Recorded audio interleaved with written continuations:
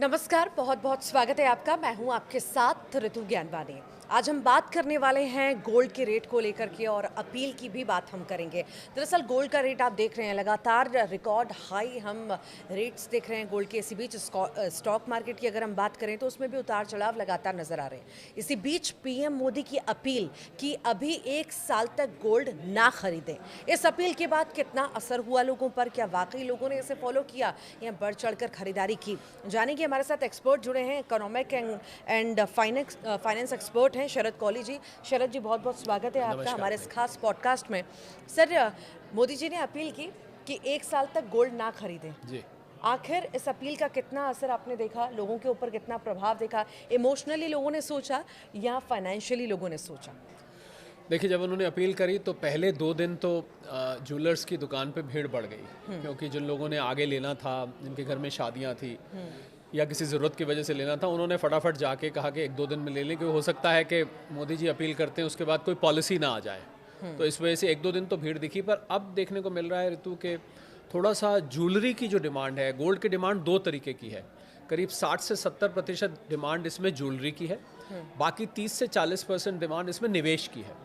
तो जो ज्वेलरी की डिमांड है उसमें तो थोड़ा सा फ़र्क दिखाई दे रहा है, क्योंकि लोग मोदी जी की बात मानते हैं। बहुत बड़े देश के सबसे बड़े ब्रांड एम्बेसडर हैं वो। जब उन्होंने थाली बजाने को कहा, लोगों ने थाली बजाई। जब दिया जलाने को कहा, कोविड में दिया जलाया।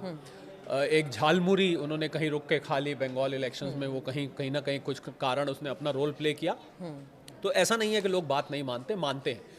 देखिए, जिसको बहुत ज़रूरी है वो तो अब भी लेगा, क्योंकि खरीदने को मना नहीं किया है। हालांकि मैं ये कहूँगा कि ये महंगा हो गया है, क्योंकि जब से इससे इंपोर्ट ड्यूटी 6% से 15% करी, तो उस समय जब मोदी जी ने अपील करी तो गोल्ड का रेट लगभग 1.5 लाख रुपए प्रति 10 ग्राम था। तो उसकी वजह से, इंपोर्ट ड्यूटी की वजह से सीधा ये 1,60,000 के करीब जंप कर गया, तो थोड़ा महंगा हो गया।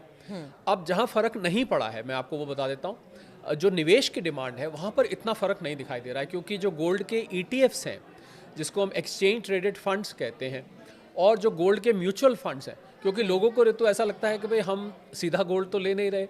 हाँ। हम तो एक फंड में इन्वेस्ट कर रहे हैं। हाँ। आगे फंड गोल्ड ले रहा है, तो लोगों को लगता है भाई सीधा मोदी जी की बात का उल्लंघन तो नहीं हो रहा है, उनको इतना कोई मॉरली गिल्ट फील नहीं होता है।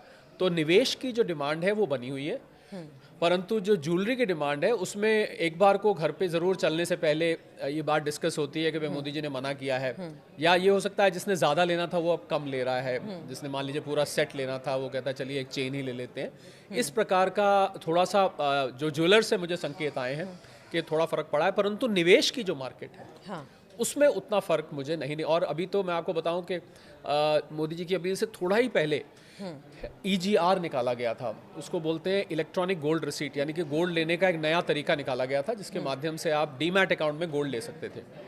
तो अब तो इस हफ्ते से EGR भी चालू हो गया, जिसमें 1 ग्राम, 10 ग्राम, 100 ग्राम के यूनिट ले सकते हैं। तो जैसा मैंने कहा कि निवेश की डिमांड में उतना फ़र्क नहीं पड़ा है, पर ज्वेलरी की डिमांड में अब धीरे धीरे फ़र्क दिखाई दे रहा है। पर असली तब पता लगेगा ऋतु, जब हम पीक शादी के सीजन में चले जाएंगे। हाँ। क्योंकि वहाँ पर लोगों की भावनाओं से अक्टूबर के बाद अक्टूबर के से पहले ही, बल्कि जुलाई अगस्त में शादियों की लोग तैयारी शुरू कर देते हैं। तो मुझे लग रहा है कि जब शादी का सीज़न होगा तो लोग क्या बिना गोल्ड के शादी करेंगे, क्योंकि अब मुझे तो ज्वेलर्स ने ये भी बताया कि नया खरीदने वाले तो कम आ रहे हैं, परंतु जिनके घर पे गोल्ड ऑलरेडी पड़ा हुआ है, तो भारत, आप जानते हैं भारतीय घरों में एक अंतर्राष्ट्रीय एजेंसी के अनुमान के हिसाब से, भारत की भी कुछ एजेंसीज के अनुमान के हिसाब से 30,000 टन भारतीय घरों में गोल्ड पड़ा है। 30 करोड़ यहाँ परिवार हैं अप्रॉक्सीमेटली। सोचिए आप कितनी बड़ी मात्रा में गोल्ड पड़ा है। तो लोग रिसाइकिल कराने आ रहे हैं, मतलब पुराना गोल्ड लेके गए, आप पुराना सेट पड़ा है जो फैशन से बाहर हो चुका है, उसको ले गए आप, उसमें से चूड़ियाँ बनवा ली या कंगन बनवा ली या नया सेट बनवा लिया। तो ये काम तो अभी भी चल रहा है, परंतु नया खरीदने में थोड़ा थोड़ा फ़र्क पड़ा है। पर असली टेस्ट मोदी जी की बात का तभी होगा जब शादी का सीज़न आएगा और लोगों के सिर पर आ पड़ेगी, क्या वो बिना गोल्ड के नए खरीदे शादी करेंगे, नहीं करेंगे, ये हमें समय बताएगा। ये तो हमने अपील की बात की, ज़रूरत की बात हमने की कि शादी ब्याह है, सब में गोल्ड लेने की ज़रूरत पड़ती है। अगर हम सुरक्षित ऑप्शन की बात करें तो सुरक्षित ऑप्शन क्या है सबसे ज़्यादा लोगों के लिए? देखिए, सुरक्षित ऑप्शन तो गोल्ड को शुरू से ही माना जाता है, क्योंकि ऐसे मुसीबत का साथी, मुसीबत के वक्त में लोग गोल्ड की तरफ जाते हैं। ये तो देखा ही जाता है, ये तो शुरू से ही है। तो वो डिमांड भी, जैसा मैंने आपको कहा कि जो निवेश की डिमांड है, अब मान लीजिए किसी ने निवेश के लिए कॉइन लेना है या निवेश के लिए आपने वो छोटा सा चिप मिलता है वो लेना है, बिस्किट बोलते हैं जिसको, तो वो भी डिमांड में उतना फर्क नहीं पड़ा है ऋतु। मैं आपको सच बात बताऊं, ज्वेलरी की डिमांड में थोड़ा सा फर्क पड़ा है, क्योंकि ज्वेलरी ऐसी चीज़ होती है उसमें थोड़ा सा एक घरेलू बात भी है। घरेलू बात यह है कि मुझे पता लगा किसी महिला ने कहा कि मुझे नया मंगलसूत्र चाहिए, तो उनके जो हस्बैंड थे उन्होंने कहा कि देखो मोदी जी ने मना किया है, तो अभी आप मत लीजिए। तो इस प्रकार का भी पैटर्न देखने को मिल रहा है। तो ज्वेलरी में फ़र्क पड़ा है, पर मुझे लगता है कालांतर में। और मोदी जी ने, ऋतु एक बात ध्यान देने वाली बात यह है, मोदी जी ने 1 साल के लिए मना किया। तो उन्होंने जब 1 साल का कहा तो कोई 1 साल ऐसा कोई बहुत कैलकुलेटेड पीरियड नहीं था, उन्होंने अंदाजे से 1 साल के लिए कह दिया। अगर ये क्रूड ऑयल के दाम गिरते इनडायरेक्टली हैं, हम कह सकते हैं लोगों को इंडियन इकोनॉमी पर भरोसा रखने के लिए कहा गया है कि हाँ भाई इस पर भरोसा आप रखो, कहीं ना कहीं अच्छा ऑप्शन है। ये इसलिए कहा गया है क्योंकि $72 बिलियन का हमने पिछले साल गोल्ड इंपोर्ट किया, तो बहुत बड़ी मात्रा में हमारे विदेशी मुद्रा भंडार खर्च हो रहा था, इसलिए मोदी जी ने कहा। पर उन्होंने, जैसा मैंने कहा कि 1 साल उन्होंने अंदाजे से कहा है। अगर परिस्थिति पहले सुधर जाती है और क्रूड ऑयल के दाम नीचे आ जाते हैं, विदेशी मुद्रा भंडार उतनी स्पीड से खाली नहीं होता, तो 1 साल से पहले भी आप खरीद सकते हैं, कोई ऐसी बात नहीं है। मतलब परिस्थितियां सुधरने से मतलब है, 1 साल उन्होंने ऐसे अंदाजे से बोल दिया। बार बार ये भी कहा जाता है कि देश की इकोनॉमी स्ट्रांग है, अगर इकोनॉमी स्ट्रांग है तो लोग गोल्ड की तरफ भाग क्यों रहे? देखिए, इकोनॉमी स्ट्रांग होने से ऐसा ज़रूरी नहीं है कि अगर इकोनॉमी स्ट्रांग हो तो आप गोल्ड नहीं खरीदेंगे। पहली बात तो ऐसा नहीं है, क्योंकि गोल्ड को पिछले आप 2-3 साल में देखें तो जिस प्रकार सेंट्रल बैंक्स ने गोल्ड बेतहाशा इकट्ठा किया है, तो अब तो इकोनॉमी स्ट्रांग हो या वीक हो, रिसेशन हो या बूम हो, कुछ भी हो, गोल्ड की तरफ अब बहुत सारे निवेशक आ चुके हैं। तो मुझे लगता है अब इसका इकोनॉमी से वीक का गोल्ड का इतना संबंध नहीं रह गया। पहले ऐसा हुआ करता था, अब ऐसा कुछ नहीं है। जो गोल्ड के निवेशक, इतने नए निवेशक ऋतु इसमें जुड़े हैं पिछले 2 साल में कि आप कल्पना भी नहीं कर सकते। लोगों ने शेयर मार्केट से हट के गोल्ड में आए हैं। अच्छा, जेनजी बहुत बड़ी मात्रा में गोल्ड में आए हैं।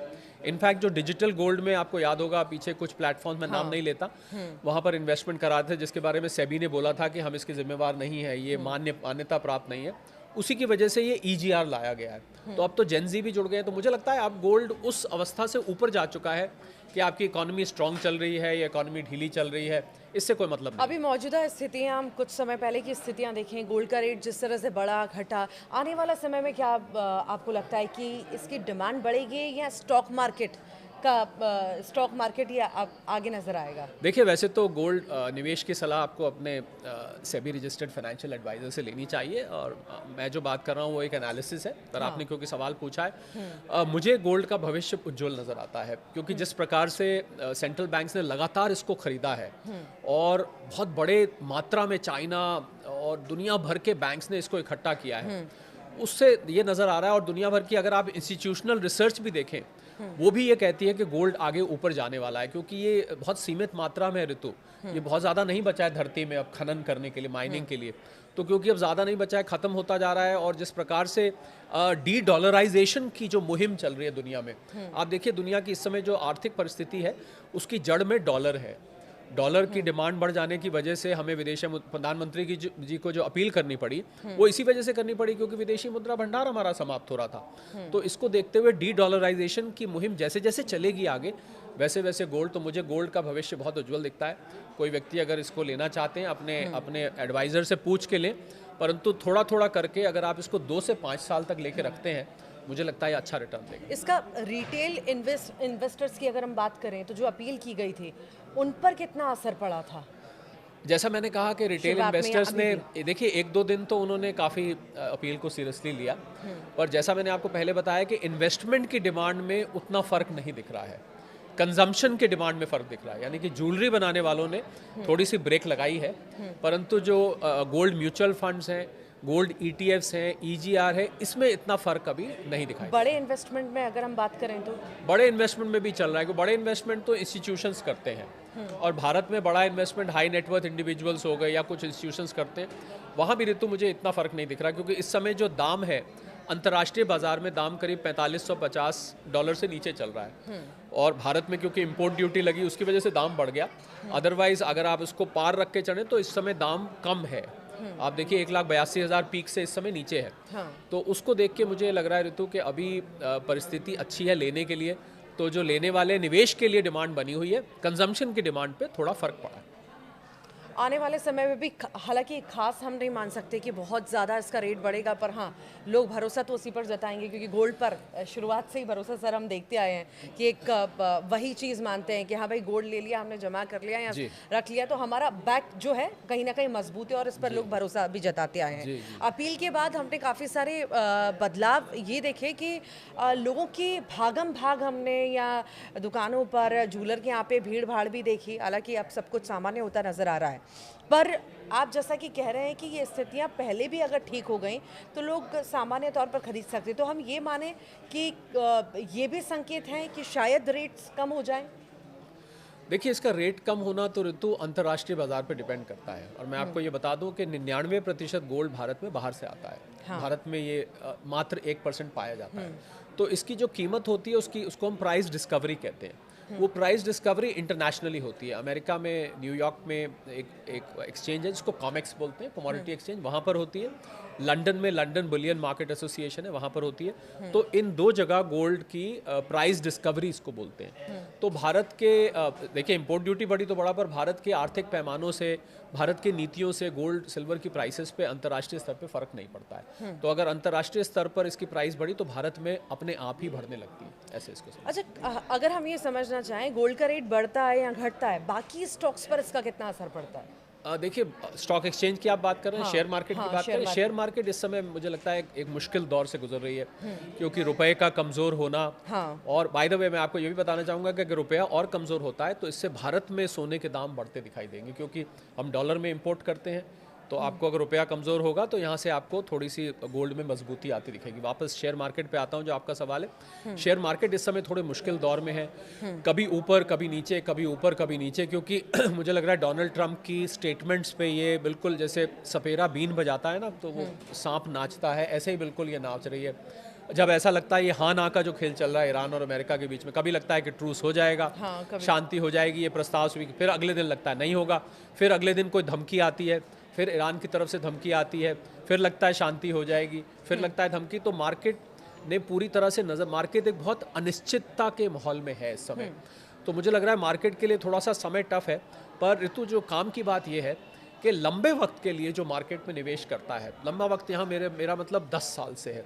अगर आप 10 साल के लिए मार्केट में निवेश कर रहे हैं तो आप थोड़ा थोड़ा करके SIP फॉर्म में, SIP ज़रूरी नहीं म्यूचुअल फंड वाली लें, आप अच्छे स्टॉक्स भी पिक कर सकते हैं। लंबे वक्त के लिए अगर आप रहेंगे तो आपको मार्केट कभी निराश नहीं करती है, परंतु उसके लिए आपको लॉन्ग टर्म बना रहना पड़ेगा।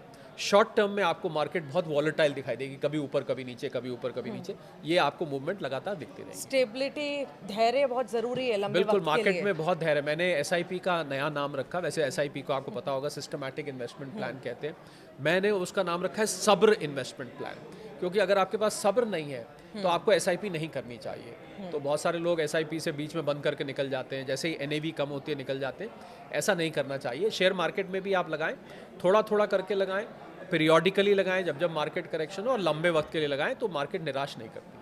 फिलहाल के लिए स्थितियां मतलब इतनी ज़्यादा खराब नहीं है अगर हम माने, अपील का असर भी देखा गया और साथ ही साथ अब फिर से नॉर्मल सिचुएशन नज़र आ रही है।